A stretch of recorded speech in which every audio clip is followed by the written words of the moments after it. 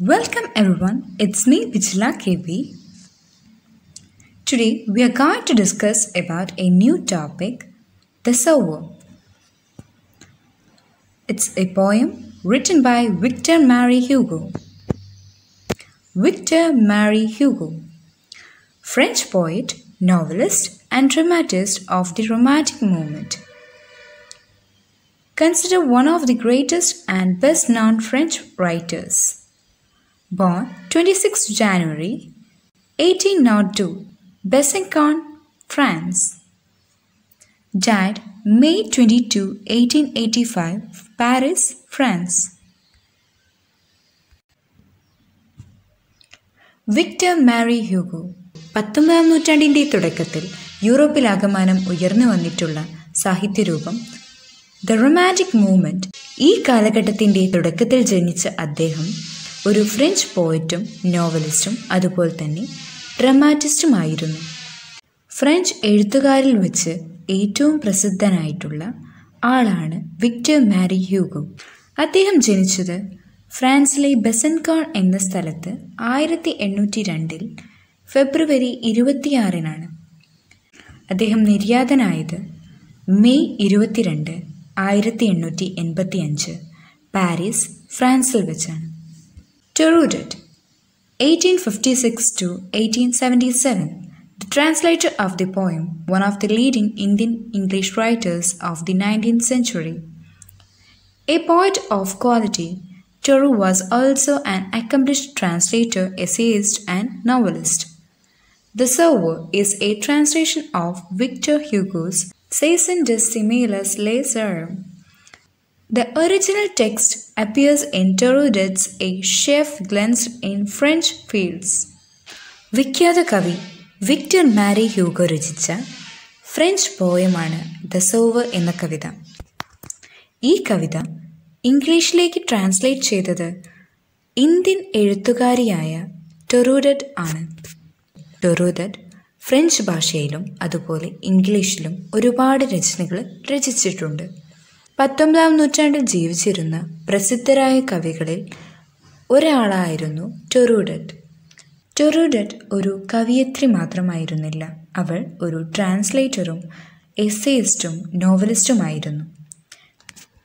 Victor ഹ്യൂഗോയുടെ സെയ്സൺ des സിമാലിയസ് ലെസേയോ എന്ന കവിതയുടെ English ട്രാൻസ്ലേഷനാണ് the sower എന്ന കവിത. ടൊറൂഡറ്റിൻ്റെ a sheaf gleaned in French fields എന്ന കവിതാ സമാഹാരത്തിൻ്റെ ഒറിജിനൽ ടെക്സ്റ്റിൽ ഈ കവിതയും ഉൾപ്പെടുന്നുണ്ട്. 1856 കൽക്കട്ടയിൽ മാർച്ച് 6-ന് ജനിച്ച ടൊറൂഡറ്റ് മരണപ്പെട്ടത് 1877-ലാണ്. 21 വയസ്സ് പ്രായം ആയപ്പോൾ തന്നെ അവർ മരണപ്പെടുകയും ചെയ്തു. Ploughing the fields, sowing their seeds, reaping harvest, the sons of the earth never get tired. Enjoy the poem and explore this concept. ഇനി നമുക്ക് ഈ കവിതയുടെ ആശയവും അതുപോലെ തന്നെ അർത്ഥവും മനസ്സിലാക്കാൻ ശ്രമിക്കാം. Ploughing the fields, നിലം ഉഴുതുമറിക്കുന്നത്. Sowing the seeds, വിത്തുകൾ വിതയ്ക്കുന്നത്. Reaping harvest, വിത്തുകൾ കൊയ്തെടുക്കുന്നത്. The son of the earth never get tired. ഈ അധ്വാനങ്ങൾ കൊണ്ടൊന്നും മണ്ണിൻ്റെ മക്കൾ ഒരിക്കലും ക്ഷീണിതരാവുന്നില്ല. ഇവിടെ സൺസ് ഓഫ് ദി എർത്ത് എന്ന് പറയുന്നത് കർഷകരെയാണ്. ഇനി നമ്മൾ പഠിക്കാൻ പോകുന്നത് ദ സോയർ എന്ന കവിതയാണ്. Sitting in a porch way cool, fades ready, sunlight fast, twilight hastens on to rule, working hours are well nigh past. Shadows shoot across the lands, but one Sower lingers still, old in rags, he patient stands. Looking on, I feel a thrill. Black and high his silhouette dominates the furrow deep. Now to sow the task is set, soon shall come a time to reap. Marches he along the plain, to and fro, and scatters wide from his hands the precious grain. Moody to see him stride. Darkness deeper gone the light, now his gestures to mine eyes are august and strange. His height seems to touch the starry skies. Vocabulary: porchway, small area at the entrance of a building. Ready sunlight. It means red color sunlight.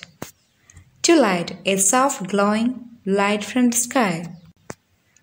Hasten, hurry, move with speed. Linger, to stay somewhere beyond the usual or expected time.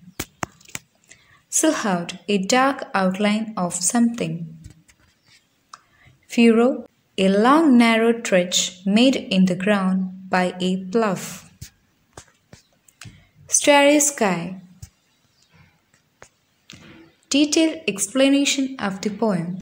So let's move to the poem. Sitting in a porchway cool, fades the ready sunlight fast. To light hastens on to rule, walking hours are well nigh past. Here we can see there are 4 lines in this stanza. There are 5 stanzas in this poem. So, here the quatrain means 4-line stanza. Here cool and rule were the rhyming words and fast and past were the other rhyming words. So, in this stanza we can see the rhyming scheme AB. The difficult words are porchway, entrance to a building, ready, red in color. To light, the soft light seen before sunrise and after sunset. Hasten, move or act quickly, well nigh almost. The poet or the speaker once sit in his porch enjoying the sunlight. The reddish sunlight is fading fast and the soft darkness to light is approaching, marking the end of the day's working time. Shadows shoot across the lands, but one Sawyer lingers still, old in rags. He patient stands, looking on. I feel a thrill. Here the difficult words are shoot, spread, or hear. Sow, scatter seeds in the field. Sawyer, one who sows seeds, or farmer. Linger, stay or remain in a place. Rag, old and torn clothes. Here the rhyming words are lands, stands, still, thrill, and also we can see alliterations in this poem. Here, shadows shoot. There were 2 alliterations in this poem. Sower, still. Shadows began to spread in the field, but still there is one Sawyer, farmer, remains there. He is a poorly dressed old man. He walks patiently still in the field. When looking at him, the poet, speaker, feels excited. Black and high, his silhouette dominates the furrow deep. Now to sow the task is set. Soon shall come a time to reap. Silhouette, dark shape of an object, seen against a light background. Dominate, rule or control. Furrow, a small canal or trench. Task, effort, hard work. Reap, cut and gather crops, etc. The Sawyer's silhouette, shadow-like image, now becomes darker and it controls or works with the deep furrows, the trench created by ploughing.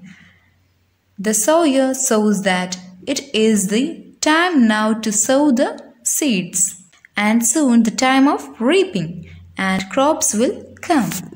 Marches he along the plain, to and fro, and scatters wide. From his hands the precious grain, moody eye, to see him stride. So the difficult words are march, walk, plain, here, field.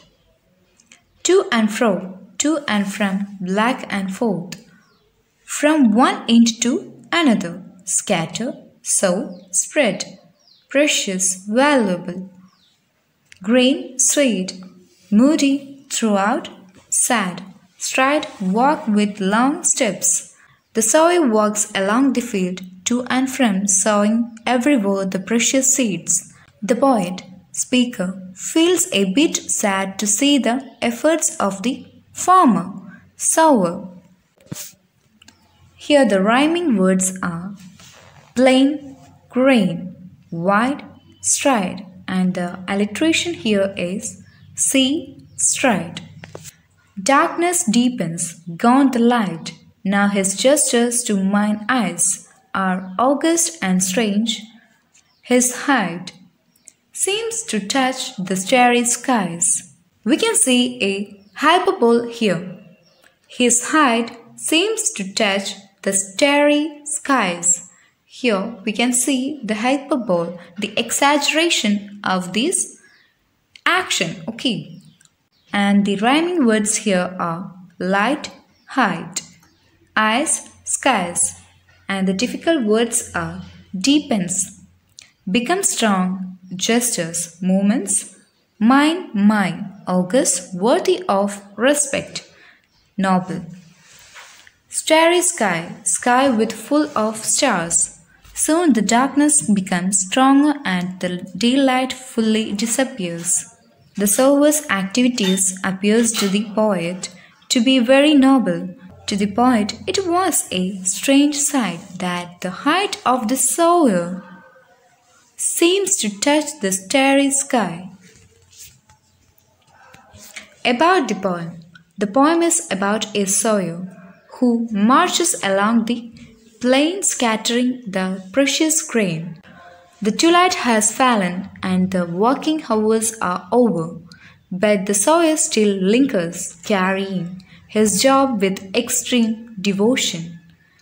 The poet who sits comfortably in a cool porchway looks down upon the sower as an old man in rags. But as time passes, he is fascinated to see the silhouette of the sower dominating the furrows.